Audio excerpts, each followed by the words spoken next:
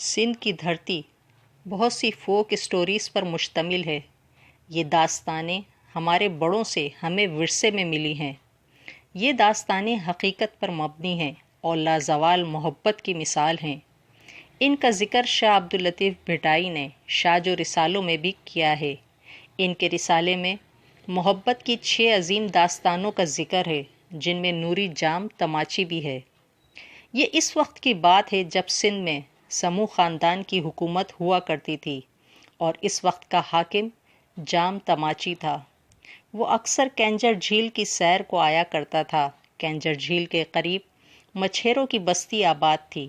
مچھیروں کی بستی میں ایک خوبصورت لڑکی پیدا ہوئی جس کا نام نوری رکھا گیا، کیونکہ اس کا چہرہ چاند کے نور کی طرح روشن تھا۔ ایک دن جام تماچی جھیل کی سیر کو آیا تو اس نے نوری کو پھٹے پرانے کپڑوں میں دیکھا تو اسے دیکھتا ہی رہ گیا۔ اس نے مچھیرے کے گھر شادی کا پیغام بھجوایا جو فوراً ہی قبول کر لیا گیا۔ ان دونوں کی شادی ہو گئی۔ جام تماچی کی 6 بیویاں اور تھیں جو اچھے خاندان سے تعلق رکھتی تھیں۔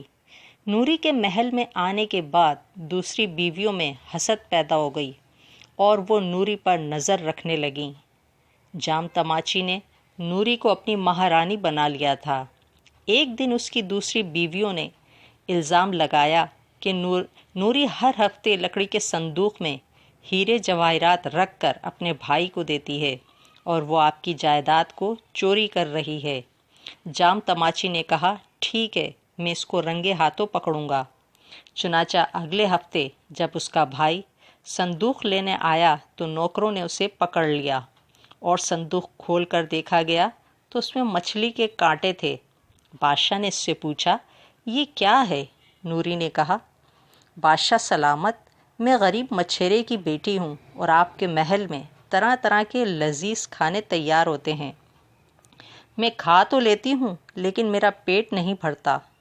اگر میں آپ سے ذکر کرتی تو آپ کو بہت برا لگتا، لہٰذا میں اپنے بھائی سے ہر ہفتے مچھلیاں منگواتی ہوں اور پھر کانٹے بھر کر اس کو واپس کر دیتی ہوں۔ یہ سن کر جام تماچی کے دل میں نوری کے لیے عزت اور بھی بڑھ گئی۔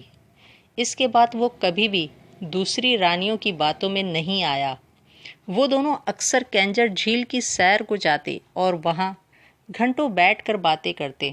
نوری کا انتقال جام تماچی کے سامنے ہی ہو گیا تھا، لہٰذا اس نے سوچا کہ نوری کو یہ جگہ بہت پسند تھی۔